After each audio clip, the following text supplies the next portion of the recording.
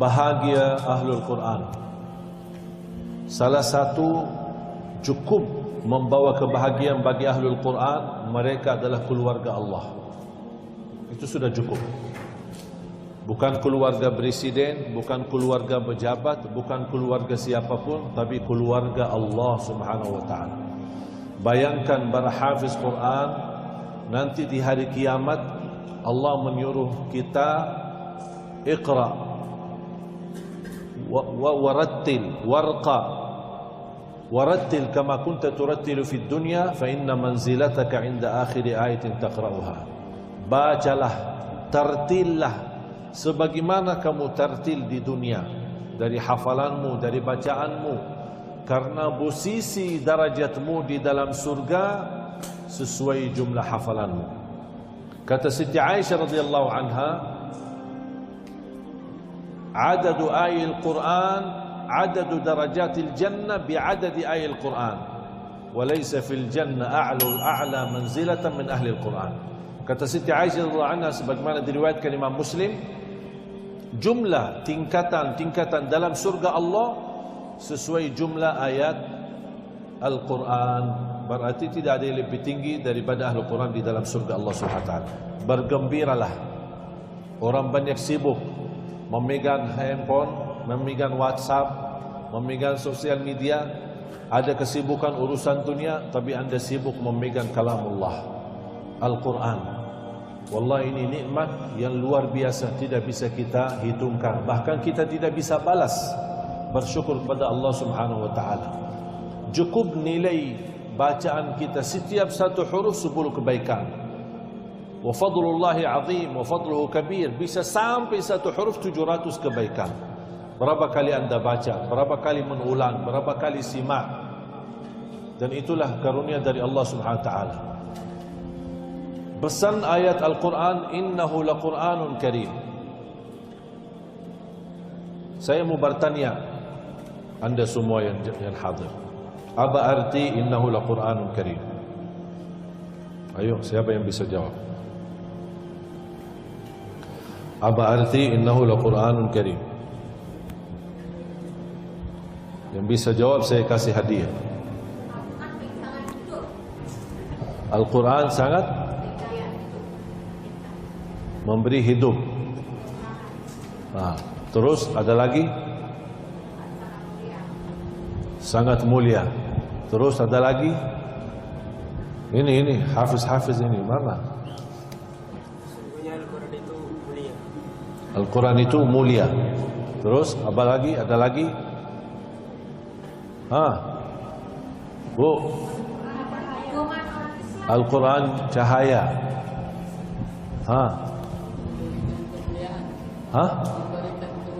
Memberikan kemuliaan. Masih kurang pas. Saya kasih jawaban. Karim isim maf'ul, bukan isim fa'il. Berarti arti yang sempurna daripada karim, kalau di dalam terjemahan bahasa Indonesia Al-Quran mulia, sangat mulia.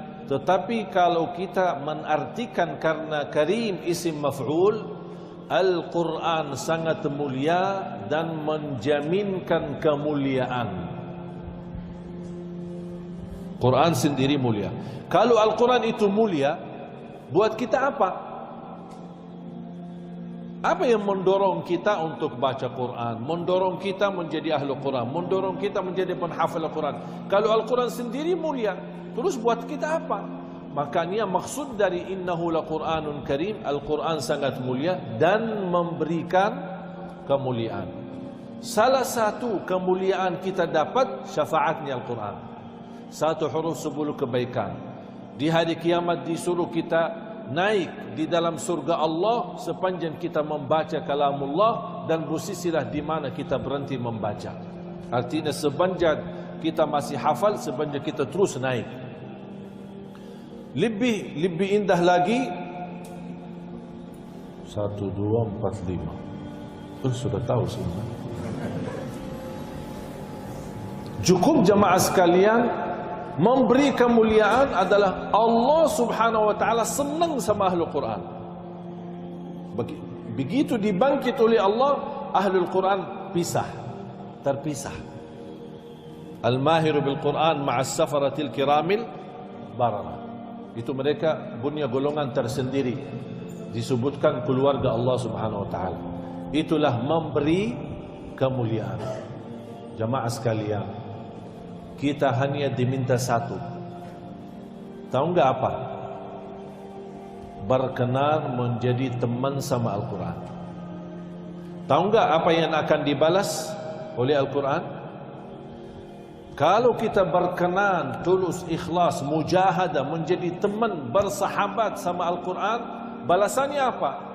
Al-Quran berkenan menjadi teman kita di dunia, teman kita di sakratul maut, teman kita di dalam kubur, teman kita saat dibangkit, teman kita saat jalan di atas sirat, bahkan temani kita sampai masuk surga. Pas begitu masuk surga, apakah Quran melepas? Tidak akan melepas, akan terus temani sampai kita dibawa naik sampai derajat yang tertinggi di surga Allah SWT. Coba bayangkan, itu namanya apa? Memberi kemuliaan. Cuman hanya kita berkenan menjadi teman sama Al-Quran di dunia. Coba bayangkan berapa banyak balasan Al-Quran untuk kita. Temani kita di hidup dunia, saat mati, sakratul maut, di kubur, saat dibangkit, jalan di atas sirat, masuk surga.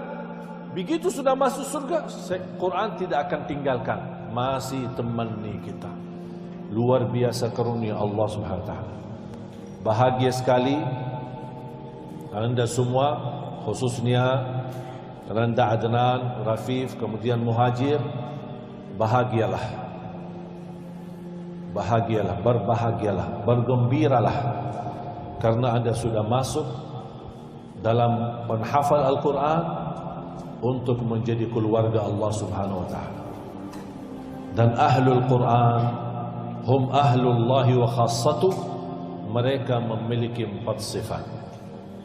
Tolong ingat, mereka memiliki 4 sifat. Yang pertama, ahlul Quran yang menghafal Al-Quran, man yahfadun Al-Quran, menghafal 30 juz atau juz 30. InsyaAllah diharapkan dengan karunia Allah, kemuliaan Allah, masuk ahlul Quran. Yang kedua, man yaqra'un Al-Quran, yang selalu rutin membaca Al-Quran dalam keadaan sakit maupun sehat, dimanapun berada, selalu faqra'u ma tayassara min, yang selalu tadabbur, menhayati. Maaf, saya belum hafal banyak, sudah cukup yang sudah dihafal ditadabburi. Saya cuma bisa Al-Fatihah, itu saja Al-Fatihah, dihayati dan tidak ditadabburi. Karena Al-Fatihah adalah proses dialog berbicara antara diri kita sama Allah. Berbicara antara diri kita sama Allah. Dan silahkan baca di hadis yang diriwayatkan Imam Tirmizi, qasamtu as-salata baini wa baina 'abdi nisfain, fa idza qala 'abdi alhamdulillahi rabbil alamin qala Allah hamadani 'abdi, wa idza qala ar-rahmanir rahim qala athna 'alayya 'abdi, wa idza qala 'abdi maliki yaumiddin qala Allah majjadani 'abdi, iyyaka na'budu wa iyyaka nasta'in qala Allah hadha baini wa baina 'abdi wa li 'abdi ma sa'al. وإذا قال اهدنا الصراط المستقيم قال الله هذا لعبدي ولعبدي ما سأل, sampai di akhir. Berarti setiap ayat di suratul Fatihah itu Allah menjawab kita. Allah menjawab kita. Oleh karena itu hayati, tadabburi, walaupun hanya suratul Fatihah, menantarkan kita bagaimana bisa kita merasakan kedekatan kita sama Allah karena Al-Quran. Yang terakhir, ahlul Quran yang mengamalkan isi Al-Quran. Mengamalkan isi Al-Quran. Dan ini tugas baru untuk khususnya para hafiz. Nanda Adnan, Rafif, Muhajir dan teman-teman yang lain, tugas baru anda mengamalkan. Tak ada orang yang mampu mengamalkan sepenuhnya isi Al-Quran, tapi amalkan sesuai kemampuan. Ikutilah misal, ya ayyuhalladzina amanu taqullaha wa kunu ma'as sadiqin. Usahakan latih diri, perlatihan ketika ada perintah Allah, ya ayyuhalladzina amanu, atau panggilan Allah, ya ayyuhalladzina amanu, sebagaimana kata Abdullah bin Mas'ud, fa'ar'iha sam'ak fa innaha imma amrun tu'maru bih wa imma nahyun tunha an. Kalau dengar firman Allah, ya ayyuhalladzina amanu, kata Abdullah bin Mas'ud, dengar baik-baik, perhatikan, bukalah telinga, bukalah hati. Karena hadis ya ayyuhalladzina amanu ada perintah atau larangan. Berarti sebelum kita melanjut hadis ya ayyuhalladzina amanu, kita sudah rasakan ada apa ya Allah. Karena yang dimaksud, hei orang beriman, kalau anda merasa diri bukan yang dimaksud adalah orang beriman adalah aku, ya udah, tidak usah dianggapi ayat itu. Ya ayyuhalladzina amanu la tattakhidul yahuda wan nasara awliya. Sebagaimana jelas terang ayat ni Al-Maidah ayat 51. Tapi kalau merasa bukan saya beriman, ya udah, tidak usah diikuti. Kalau tidak ikuti berarti bukan dia yang dimaksud. Karena yang wajib mengikuti adalah orang yang beriman. Ya ayyuhalladzina amanu, dengar baik-baik, buka hati. Hei orang beriman, langsung kita berkata dalam hati, ada apa ya Allah? Saya siap menjadi hamba sami'na wa ata'na. Lanjut habis itu baru akan merasakan, aduh, ada perintah bertakwalah. Ada perintah jadi orang yang jujur. Ada perintah jangan mengkhianati amanah. Ada perintah sallu alaihi wa sallimu taslima, dan seterusnya. Supaya kita bisa belajar bagaimana cara proses mengamalkan isi Al-Quran. Salah satu cara mengamalkan isi Al-Quran, cuba buka Al-Quran. Innallaha yuhibbu, innallaha yuhibbu, innallaha yuhibbu. Kan banyak. Innallaha yuhibbul muttaqin, innallaha yuhibbut tawwabin, banyak ayat. Apa yang Allah cinta? Allah cinta orang yang taubat, Allah cinta orang yang takwa, Allah cinta orang yang baik, sifat-sifat mereka. Supaya anda termasuk orang yang dicintai Allah. Wallahu la yuhibbul zalimin, wallahu la yuhibbu kulla khawanin athim. Cuba kita ikut mana yang Allah tidak cinta orang yang zalim, Allah tidak cinta yang kafir, Allah tidak. Berarti kita hati-hati dari sifat mereka, supaya kita termasuk orang yang menjaga diri dari hal-hal, supaya jangan sampai kita masuk kepada golongan yang tidak disayangi dan tidak dicintai Allah Subhanahu wa taala. Terima kasih kehadiran Bapak Ibu di majlis khataman ini,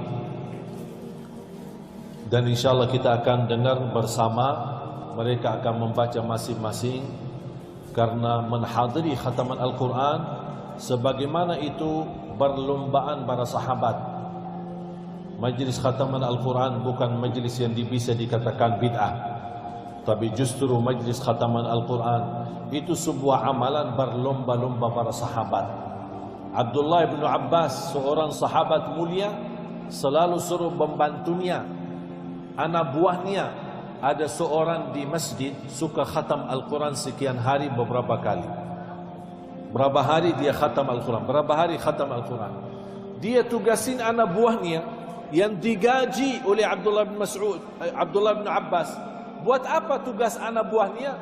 Hanya duduk di masjid. Buat apa duduk di masjid? Siapa di antara jamaah masjid yang khatam Al-Quran, begitu sudah dekat mau mengkhatam, panggil saya. Panggil saya. Supaya apa? Supaya saya dapat berkah khatamannya. Padahal yang sedang khatam bukan sahabat, malah tabi'in. Tapi begitu sahabat berlomba-lomba ingin mendapatkan berkah saat khataman Al-Quran. Turunnya malaikat, turunnya keberkahannya luar biasa.